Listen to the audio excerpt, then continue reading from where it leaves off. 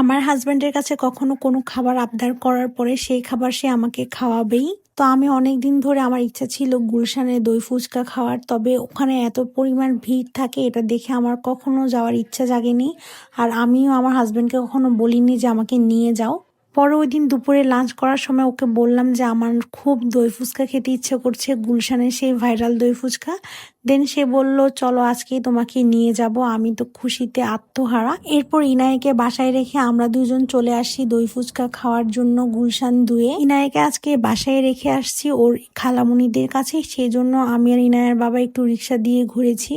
আর শীতের মধ্যে রিক্সা দিয়ে ঘুরতে ভালোই লাগছিল, ঠান্ডা বাতাস গায়ে লাগছিল।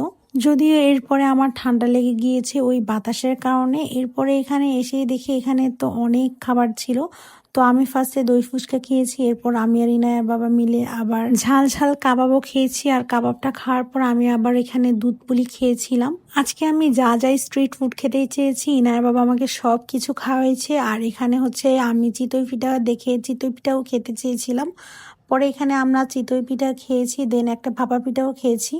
যদিও আমি সব কিছু ইনার বাবার সাথে শেয়ার করেছি, এই জন্যই সব ট্রাই করতে পেরেছি। জিতুর জন্য আমি আবার একটা পার্সেলও নিয়ে এসেছিলাম দই ফুচকা। তো এখানে হচ্ছে পার্সেল অনেক সুন্দর করে ওরা প্যাকেজিং করে দিয়েছে। আর আমার ইনায় বুড়ি হচ্ছে এখানে উপরে চানাচুর দিচ্ছিল। এটা হচ্ছে পরের দিনকার ক্লিপ। আমি হচ্ছে রাত্রেবেলা ইনার বাবাকে নিয়ে একটু সবজি বাজার করতে গিয়েছিলাম। আর শীতের সবজি দেখতে কিন্তু ভালোই লাগে। আর যেহেতু এতগুলো সবজি একসাথে এনেছি, তো আমি নেক্সট ডেতে আবার হচ্ছে মিক্স ভেজিটেবল বানিয়েছি। তো সাথে হচ্ছে চাইনিজ আইটেমগুলো করছিলাম আর কি।